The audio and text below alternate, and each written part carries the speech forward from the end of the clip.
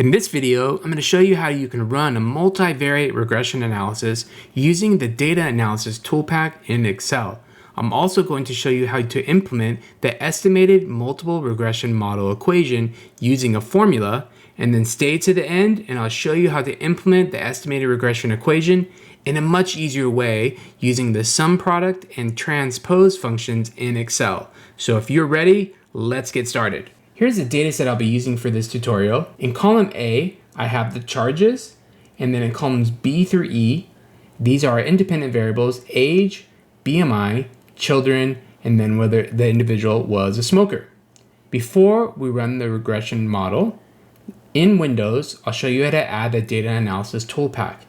You'll click on File, Options, Add-ins, scroll to the bottom and you're going to manage your Excel add-ins and click on Go.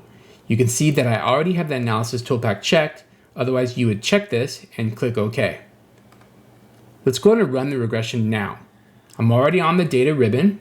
So on the top right, you'll be looking for the Data Analysis Toolpak. I'm going to click on that.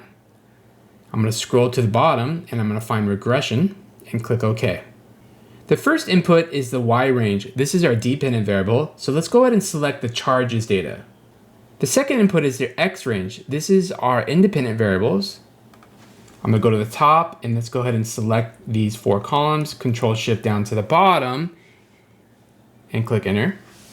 You notice how I included row 1 in the range. This is because I want our coefficients to have the variable names. In order to get that, you need to check the labels box. If you include row 1 and you do not check the labels box, you're going to get an error because Excel is going to say that it cannot calculate the regression with text columns in the range. We have a couple of output options. The default is the new worksheet ply. This is what I use typically when I'm running regression, and this will put the output on a new sheet. You could use the output range, but if you do, make sure when you select the range for the output, you include a range of cells that has enough room for the entire regression output. Otherwise, you will get an error. Here, we're going to go ahead and use the new worksheet ply, and we'll click OK. I'm going to go ahead and rename the sheet regression. For this video, I'm going to concentrate on the bottom table that includes the regression coefficients. Here is our intercept. And here is our 4 independent variables and their respective coefficients. Let's go ahead and back to our data tab. Here's the equation for the estimated charges. We have y hat equals b sub 0. So b sub 0 is going to be our intercept plus b sub 1. This is going to be the coefficient for our first independent variable. And then x sub 1 is the value for the first independent variable. In this case, it would be 19 in cell B2 for age, plus b sub 2 times x sub 2 plus ... all the way to b sub k x sub k. So k in this case is the number of independent variables, which in this case would be 4. So we're going to go ahead and implement this formula in Excel using a formula. I'll go ahead and call this predicted charges equals, we're going to go to our regression tab and get our intercept plus coefficient for age times x sub 1 plus b sub 2, or the coefficient for BMI, times x sub 2 plus the coefficient for children times x3 plus the coefficient for smoker times x4. Before I click enter here, we need to make sure that we're making our absolute references for the cells when we drag this formula down. So all of the references on our regression sheet should be absolute to that specific cell. So I'm going to go ahead and use my F4 shortcut to lock B17, B18, B19, 20, and 21. Click enter. And here is our estimated charges for this first individual in our data set. Let's go and drag this down and make sure our formula is locked appropriately. And there we go.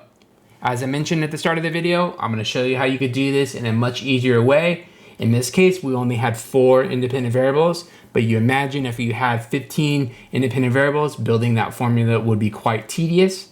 We're going to use the sum product function as well as the transpose function to do this. The sum product function adds up the products of 2 arrays. So you can imagine our coefficients B1, B2, all the way to B4 is one array, and then x1 to x4 is another array, and we want to add up the product of those 2 values. That's why the sum product function works perfectly for us. So we'll go ahead and type in predicted charges 2. The formula is going to start out the same way with our intercept. We'll click on regression and click on our intercept, and then we'll lock it, plus the sum product, and then our first array. However, we have a problem. So our coefficient array is in a column going up and down. Our independent variables going left to right. So those are not the same shape. And so we do need to transpose the coefficient values. Let's go ahead and lock those, similar to the way we did it previously. And then we'll do our independent variable array. So that's going to be B2 to E2. We do not need to lock those cells, close parentheses, and click enter. And what do you know? We have the same value as what we did when we implemented the formula the long way. To make sure this came out the way we were hoping, let's go ahead and drag this down.